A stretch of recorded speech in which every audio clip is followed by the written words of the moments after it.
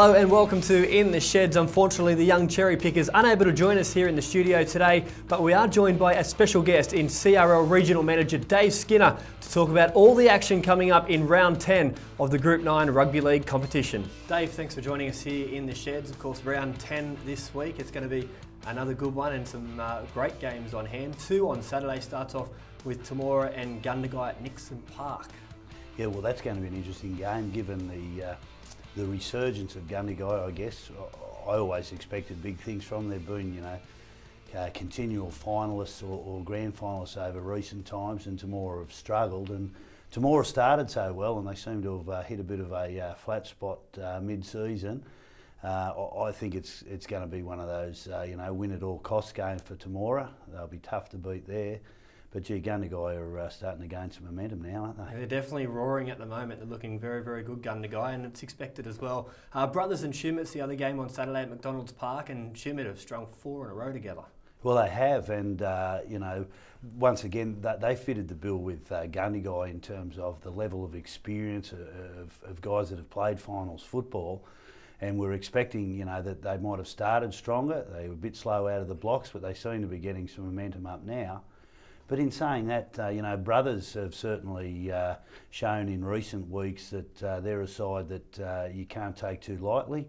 They more than handled Cootamundra last week. In fact, the reports that I got back suggest that they had a little 10-minute lapse after half time. Apart from that, they were certainly well and truly in the game, if not dominant for parts of it. Yeah, Brothers did actually look pretty good against Cootamundra, so it should be a good one at McDonald's Park. Also at McDonald's Park is our Hotel Coronation match of the round on Sunday. That's going to be Kangaroos up against Albury, and the Roos disappointing, dropping out of the top 5 last week. Yeah, and I went out to the corresponding game last season, and it's a remarkable contrast to Kangaroos of 2013 as opposed to 2012. It was a kids versus men's game last year, I thought. I think Kangaroos are more than up to the challenge this season, and they've certainly proved that, that they're in the wrestle for the 80 minutes, and they'll certainly go hard against Albury on their home turf. In saying that, Albury would have to be the red-hot favourites at the moment, wouldn't they? Yeah, they are looking very, very good and did touch Young up last week. Speaking of Young, that's, I guess, the battle of the wooden spoon at the moment. Both sides, Young and Tumbarumba, haven't had a win this season, and they'll meet this week at Alfred Oval. Yeah, that's right, and that will be, I guess, the battle for the wooden spoon. Young, to their credit, have had a draw, and it's probably they're still sitting at the bottom of the ladder due to the rounds of byes. Hasn't come around to them yet, and they're probably looking forward to getting that 2 points. But Tumba at Tumba, long trip from Young. You'd have to think that Tumba would be favourites going to that one, but I guess people want to get out. They're going to see a close game at least. Yeah, it's going to be a pretty good one. The other one is Junee and South City. South City haven't had it all their own way the past couple of weeks. I know Daniel Fitzhenry not too happy with his side, but they are still stringing wins together, and they're still up on top of the table, taking on Junee, who are struggling a little bit. When is Fitzy happy? He's a bit of a perfectionist. He sets a fairly high bar for him, so the fact that he's not smiling never surprises me. But Junee, they had a good start to the season. I think they're another side like South City that are well coached. They're a very young team, and I think that level of experience at South City is probably to their benefit. I think it's going to be a tight game. It's a bit of a must-win situation for Junee here because they're just teetering on that top 5 spot heading to the finals, as are Kangaroos. So we've got some really good rounds, I think. Yep, looking forward to round 10 of the Group 9 now. Riverina Rugby League, there's been a heap going on over the past week and set to continue on Friday with some special guests coming to Griffith.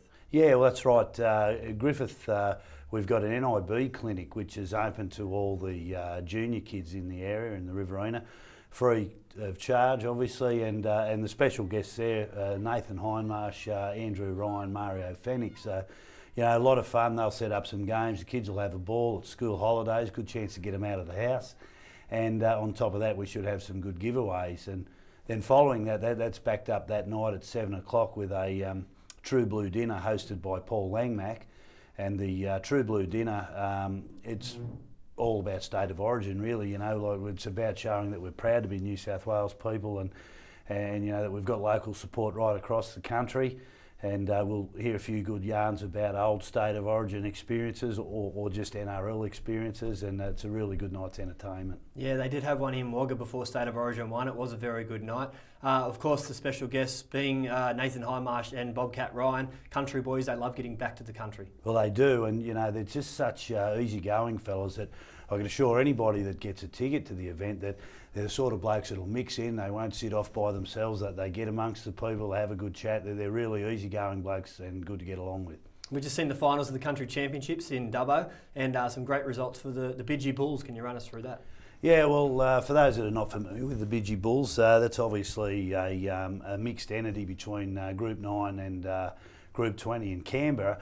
Actually, in the 16s who won the Country Championships, there was no Canberra in it, so it was purely a Riverina team, and they were outstanding. You know, they managed to get 4 kids selected in the country side out of that, and you know, there's a big future for a lot of these kids. They all realise, you know, how much hard work's involved in getting a crack at an NRL club, but I'm sure that that's where their vision is at the moment. They'll be doing all they can, you know, over the next 12 months to, you know, work through academy programs and stuff like that we have coming up, with an opportunity, you know, to crack an NRL club and maybe move on to the, you know, the national youth competition or even greater than that. Adding to those 4 kids in the under-18s as well, Tyrone Gorman from Gundagai, he also gained selection in the under-18s side, New South Wales countryside. Well, that's right, and Tyrone's, it's just one of those really feel-good stories. Tyrone came into the 18 squad last year as the 18th man, was given a chance in one of the games, of which he grabbed with both hands and made the most of it, and ended up playing in our championship-winning finals side last year. From there, he's gone on to be a regular first grader with the Gundagai side, and he's just got such a great attitude.